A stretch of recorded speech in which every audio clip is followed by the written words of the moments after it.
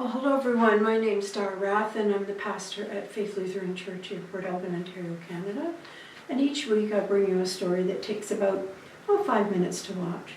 And some of them are meaningful, some of them are funny, and they just take a few minutes for you to hear the stories. So this story today is from a book called Kindness Matters by Amy Newmark, and it's called A New Orleans Welcome. This would be our second trip to New Orleans. My husband and I were excited to return to the historical city and enjoy its music, trolley cars, fine restaurants, coffee, and beignets. For several weeks, I had been checking and rechecking our vacation to-do list.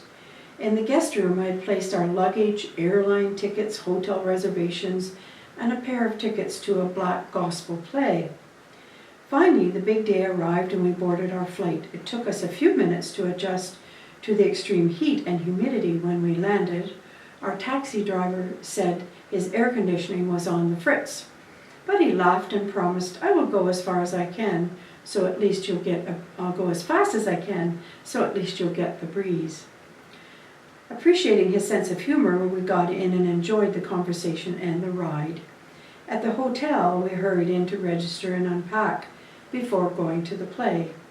Then we got a taxi to take us to the play, but when my husband read the address to the driver, he turned around and advised us, "You may not want to go there. This past week, our city experienced a front-page racial incident that has caused quite a bit of tension.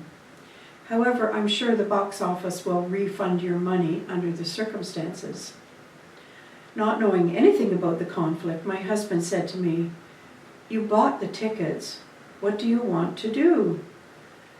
After quickly thinking about it, I replied, "Well, I'm sure the cast and the orchestra have put in a lot of time rehearsing, and quite a bit of money has been spent on producing it. So we just want to enjoy the play and the music, so let's go in good faith and hope for the best." "There's your answer," my husband told the cab driver. Sitting in the back seat holding hands, we looked forward to the evening before us. We found the theater lobby empty and quiet when we arrived. The only person we saw was in the ticket booth. As my husband slid the tickets toward him, he said, "Half the audience has asked for a refund and just didn't show up. Do you want a refund?" "No," my husband answered. Looking hopefully at each other, we turned around and went to the double doors on our right. Our seats were down front in the middle of the fifth row. Everyone turned to look at who was entering the half-empty theater. It was a bit awkward, but we calmly found our seats on those already sitting in row 5, silently, and they stood up to let us by. Fortunately, the orchestra started playing, the lights dimmed, and we forgot about the state of affairs outside in the city. The play was about the hardships in life that were testing one man's faith. He turned to gospel music to strengthen his feelings, but he is slowly losing his determination.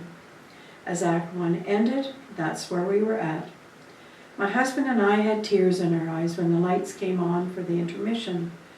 We stood up to stretch our legs, and the couple in front of us did the same. Turning to us, the woman also had tears in her eyes and graciously said, "Oh my, you are truly enjoying our play." "We are," I said. "You are not from our city, are you?" "No, we're visiting here for a few days," my husband said. Her husband shook my husband's hand and welcomed us to New Orleans. His wife went on to explain, "We apologize for the attentions in our city. It's not usually like this, and we hope the rest of your vacation goes well." 3 other couples around us shook our hands and welcomed us too. Then the lights dimmed and everyone returned to their seats. The second half of the play was inspiring as the man steadily started winning his battles in life while keeping a firm foundation in the gospel music. Music was fantastic, and we especially loved several old spiritual hymns. As the play came to an end, the audience gave the cast a standing ovation when they took their final bow. Turning to leave, we waited to take our turn. Several individuals smiled at us, and one gentleman waved to us. Smiling and waving back, we were happy that we had chosen to attend.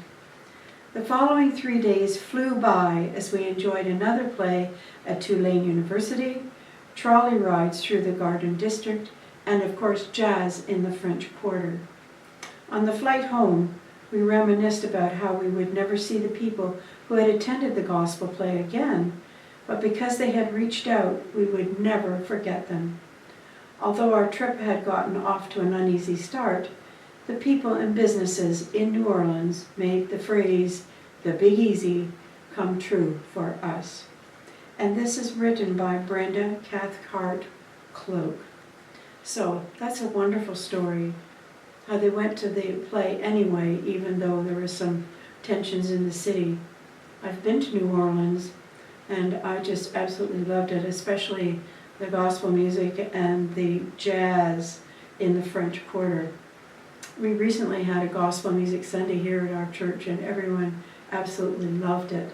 We had 5 fiddlers and drummers, and of course our famous pianist Adrian Little, and we had an accordion player, Ron Motrum, so everyone had a great time, and so we can certainly appreciate this story even more so since we just had that happen here in our church. So thanks for taking 5, and blessings on your day.